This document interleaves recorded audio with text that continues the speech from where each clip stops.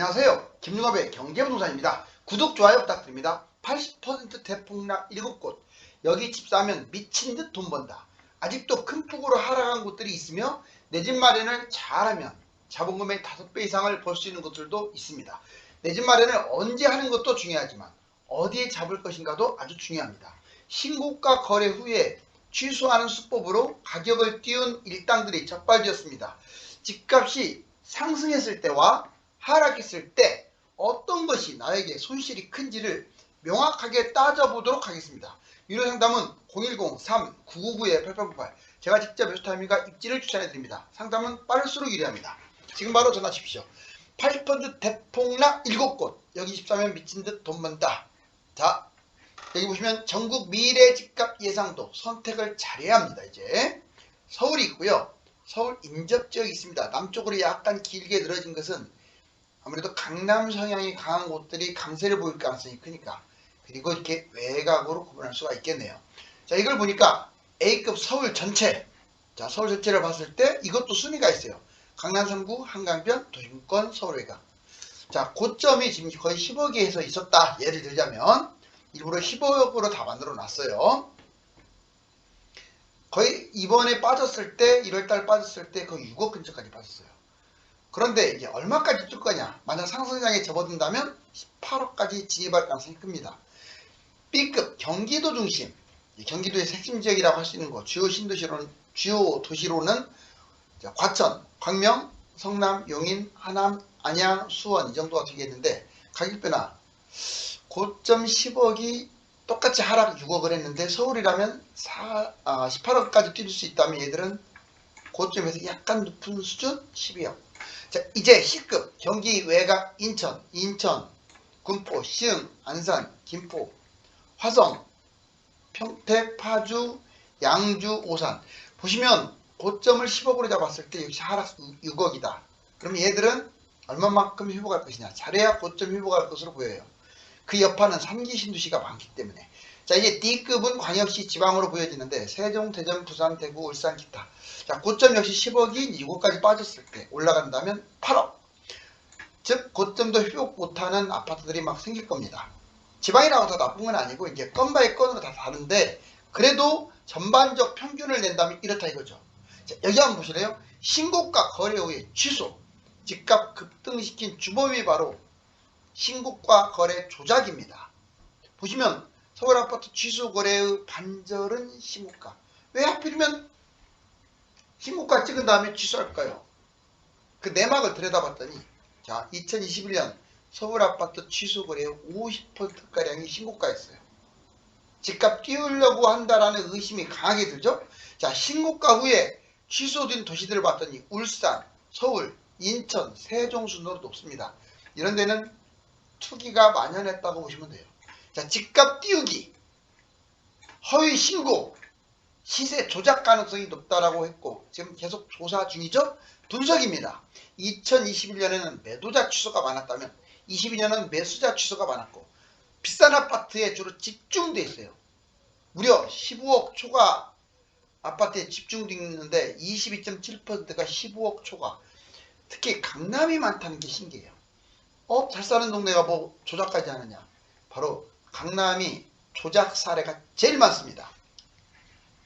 취소 원인, 집값이 폭등하니까 이 가격에 팔면 안 되겠다 해서 취소한 사람도 있어요. 그렇지만 집값을 띄우기 위한 불순한 전략으로 취소한 사례도 많습니다. 파기의 종류를 볼까요? 매도자가 계약을 파기하는 경우는 집값이 계약금보다 훨씬 많이 뛰고 있으니까 차라리 10% 포기하는 한이 있더라도 매도를 안 해야겠다. 이번에는 매수자가 계약 파기, 거꾸로죠. 집값이 계약금보다 더 많이 빠져버리는 거야. 매수했더니 더 빠져버려. 당연히 취소하겠죠. 자, 집값 띄우기. 이번에는 이제 정상적 파기가 아닌 집값 띄우기. 계약 후에 장기간 끌다가, 뭐 6개월이든 1년이든 끌다가 은근슬쩍 취소. 자, 이제 언제든 내 집 마련이 필요한 사람. 물론 부동산을 자본주의이기 때문에 투자 목적으로 접근하는 것 같고 욕하면 안 됩니다.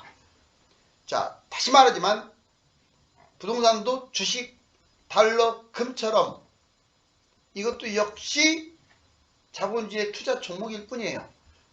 그런데 자, 그거하고 상관없이 내 집 마련을 꼭 이제 필요한 사람들이 있어요.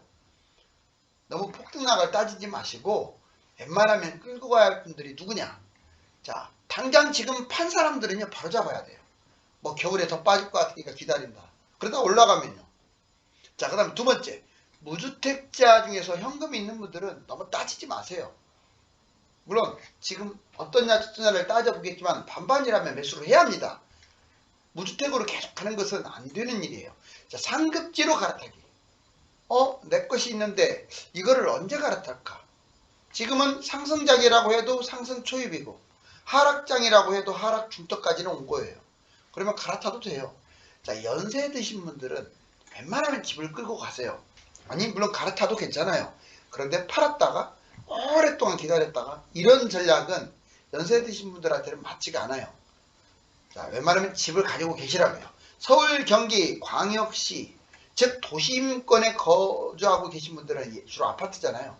아파트가 너무 이제 장기적으로 계속 우상향하기 때문에 이분들은 웬만하면 내 집 마련을 하는 게 유리합니다. 해외에서 오신 분들은 우리나라 물정을 모릅니다. 그런 분들 역시 다른 나라처럼 나태하게 있다가 집값 뛰어버리고 그때 후회하지 마시고 정말 치열하게 준비를 하셔야 돼요.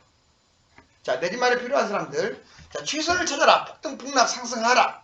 이거 또 한번 정리해 볼게요. 자, 여러분들 폭등이 있고 폭락이 있네요. 그죠? 상승이 있고 하락. 사실상 이 시점에서 냉정하게 말하면 폭등을 한다? 폭락을 한다? 이 가능성은 둘 다 낮아요. 아예 없다고는 할 수 없지만 10% 미만입니다. 그러면 이제 올라가거나 떨어지거나 둘 중에 하나입니다. 이걸 상승하락으로 볼게요. 그러면 먼저 폭등 폭락하면 얼마만큼 올라갈까? 얼마만큼 떨어질까? 과거 데이터로 한번 적용을 시켜봤어요. 그리고 하락을 했을 때, 상승을 했을 때 얼마만큼 할까? 그러면 나는 현재 이 집을 매입을 했을 때와 매입을 하지 않았을 때 어느 게 나한테 피해가 더 클 것인가?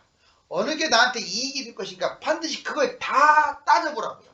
네 가지를 다 따져봐야지 최면에 걸려갖고 지금부터 집값 폭등한다. 지금부터 집값 폭락한다.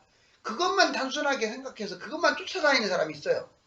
그런 자기 위안은 여러분들에게 독이 되지 절대 득이 되지 않아요. 볼까요? 21년에 10억, 80억으로 만들어 놨습니다. 폭등, 폭락, 상승, 하락. 그렇죠. 이때 꼭지 찍었으니까. 자, 22년 폭락 바닥일 때 다 6.5억까지 떨어졌어요. 그 다음에 현재 거의 다 1억씩 올라왔습니다. 7억 5천, 7억 5천, 7억 5천, 7억 5천. 얘는 좀 서울 중심이라고 조금 이해를 하셨으면 좋겠어요. 지방은 이렇게까지 안 뛰니까. 자, 그 다음에 그럼 23년에는 어떻게 되고 그 다음에 26년에는 어떻게 될 것이냐. 먼저 폭등부터 보겠습니다. 10억이 6.5억으로 빠졌다가 현재는 7억 5천으로 지금 올라가는 중이에요. 1억 정도.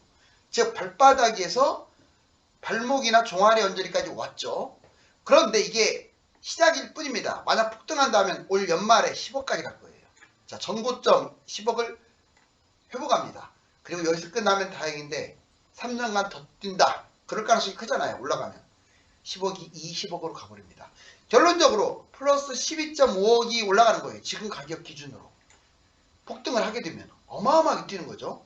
자, 이번에 폭락을 한번 비교해 볼게요. 자, 10억, 6.5억, 현재 7.5억이에요. 얘가 그럼 올 연말이면 얼마만큼 빠질까? 6억. 그러면 진짜 망했다. 자, 26년까지 빠졌다. 대략 4억. 지금 가격보다 약 2.5억, 3.5억이 더 빠지는 거네요. 마이너스 3.5억. 비교를 해보자고요, 두 개. 올라갈 때는 12억 5천이 올라가고 떨어질 때는 마이너스 3.5억. 반반이라면 잡아야겠죠. 상승과 하락이죠. 이번에는 자, 10억이 6.5억, 7.5억, 현재 7.5억인데 얘가 단순하게 상승을 한다면 이제 올 연말에 8억. 지금 6억 5천에서 8억으로 올라온 거죠. 자, 이제 26년까지 뛴다. 14억까지 거의 더블 가까이 간다라는 것을 잊으면 안 돼요. 자, 지금 잡았을 때 플러스 6.5억 정도 벌어드립니다. 맞죠? 그런데 이제 하락을 한다. 뭐 2차 하락할 수 있죠, 다시. 자, 10억이 6.5억, 7.5억까지 왔는데 자, 여름 이후에 하락한다.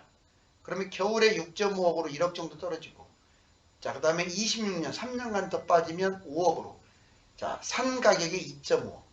정리하면 만약에 상승을 하게 되면 산 가격보다 6억 5천이나 뛰고 떨어진다면 산 가격보다 2억 5천 정도 떨어지는 거예요. 자, 여러분들 어느 게 견디기 어렵습니까? 또 폭등과 폭락 어느 게 견디기 어렵습니까? 한국 경제 붕괴 세 가지 위험 요인이 있습니다. 전세 4억씩 빠졌어요. 집주인 비명. 자, 보면 세 가지 전세 대란, 가계부채, 경제 침몰. 다행히 지금 최근에는 좀 살아나는 분위기입니다. 우리나라 경제 붕괴가 안 됐으면 좋겠어요. 자, 하반기 역전세 대란. 전세값이 급락 속출하고 21년 9월달 전세가 최고였는데 계속 빠지고 있죠. 그래서 올해 9월달이 전세 바닥이 될 가능성이 커요. 아파트 전세금이 부족해서 역전세. 자, 빌라 오피스텔은 깡통 전세의 문제가 터지죠. 가계부채 볼까요? 빚이 무려 1867조입니다. 여기에 플러스 전세 보증금. 자, 1083조를 합치니까 3000조가 빚이에요. 사실상 가계부채가. 특례대출 4조 7천억 80% 이상이 소진됐죠. 금융불안, 가계부채, 소상공인, 다중채무자가 많아요. 이러면 금융불안이 금융위기로 터질 수도 있어요. 이번에는 경제도 위험합니다. 경제성장률 KDI 1.85에서 1.5로 하향 조정. 무역적자 23년 300억 달러 14개월 연속 적자. 이제 흑자와 적자의 기로에 서 있어요. 금융리스크, 건설사 PF, 은행 부실, 특히 이금융권 아주 심각하죠.